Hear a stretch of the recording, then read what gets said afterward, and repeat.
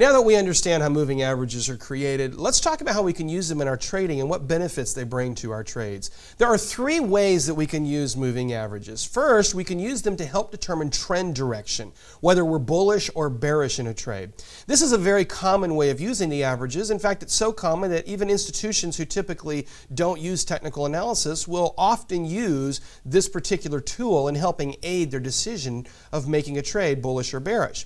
The second way that we use moving averages is as an entry trigger. This is a little bit less common. A lot of people use it, but it's a specific technique and less commonly used than maybe just picking a trend direction. And then there's the third way that we use moving averages, and that's kind of what I call my secret weapon with a trend. This is relatively uncommon. In fact, there's only a few books that even talk about this. And when I started using this in my own trades, I found a radical improvement in both the profitability and in understanding where to set our stops and where the trend was going and whatnot. So I'm going to teach you all three of these tools as we move through this lesson right now. So as we talk about trend direction, this is the most common way of using the moving averages. And what it does is it indicates whether we're bullish or bearish or maybe moving sideways in a trend overall. Here's how it works. The average serves as the midway point. Just think of it this way. If we're above the moving average, then we're bullish. If we're below the moving average, then we're bearish. Just consider it kind of like a threshold. Above, we're bullish. Below, we're bearish.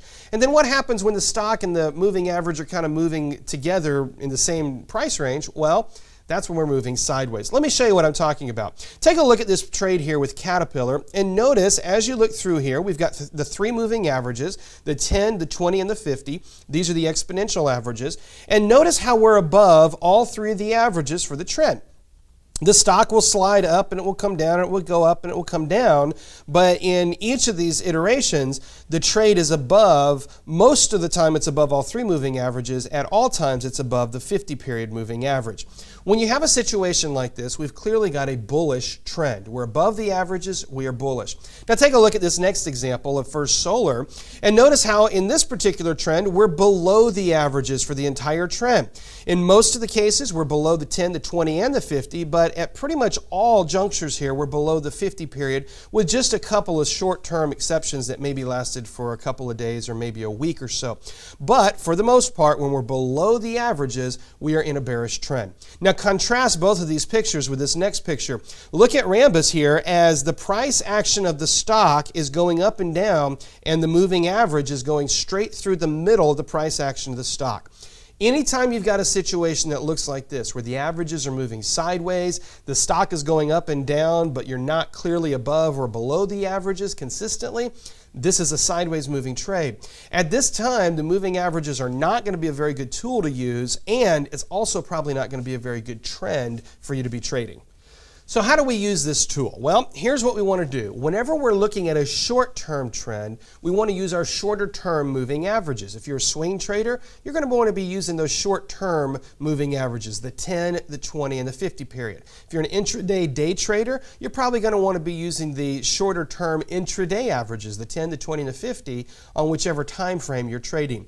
If you're a longer-term trader, we can use the same tool, but we're going to use the longer-term moving averages, the 100 period and the 200 period.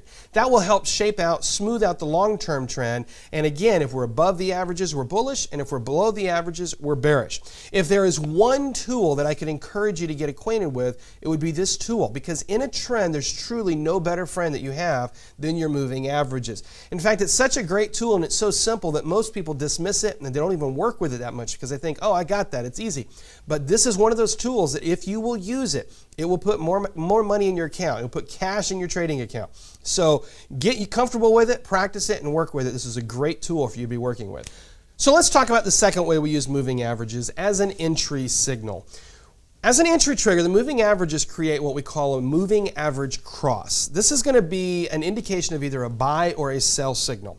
Now, the way this is created is we have to have at least two averages working together. You cannot get this signal with just one. So when people say, hey, what's the perfect moving average? Well, the answer is there's not a perfect. We need to have multiple moving averages. For me, I typically use three. I use the 10, the 20, and the 50 period. But you can get away with doing this technique with just using two. I would suggest suggest that you separate them a little bit. For example, the 10 period and the 20, or maybe the 20 and the 50. All right, so we need at least two averages, and here's what happens. When these two lines cross each other, when the moving averages cross, it is a signal of a new trend in that direction. Let's understand this a little bit better. Here's how it works. You've got the two lines. One's going to be moving faster than the other line. We call that the fast line. The fast line is always going to be the one with the lower number. So if you're looking at, say, the 10 period and the 20 period, the 10 period is going to be the fast line and the 20 period will be the slower line. If you have a 10, 20, and 50, well, the 10 will be faster than the 20, but the 20 will be faster than the 50. You understand the idea. Whichever line has the lower number, that's going to be the fast line. And when the faster line crosses the slower line, it indicates a change in direction. So here's how it works. When the lines cross up, it indicates a bullish trade. When the lines cross down, it indicates a bearish trend is starting. This is a very beneficial tool. It's very easy to understand, very easy to see visually. And again, much like just simply above the moving average and below is bullish or bearish, this is a tool that is so simple that most people tend to dismiss it. But if you'll use it in your favor, it will be one of the best tools in your arsenal for being a great trader. Now, let's understand which line is faster. We've already said it's the lower number. That's going to be the faster line. Oftentimes I get people ask me though, Jeremy, what happens when the slow line crosses the fast line? And the answer is it cannot happen. Remember, it's too slow. The fast line will always react faster, and you can always remember which one it is because it's the lowest number. Now, with this in mind, when do we use this tool? Well, we can use our shorter term averages for the shorter term trends. That would be the 10, the 20, and the 50. And again, we can use our longer term averages for the longer term trends, the 100 period and the 200 period. In both of these cases, we're using more than one average so we can get the moving average cross, and it will give us a quality signal. Again, if we're above the averages, we're bullish. Below the average is bearish. And then if the averages are crossing up, it's bullish. If the averages are crossing down, it creates a bearish situation. Let's take an example here and look at a picture.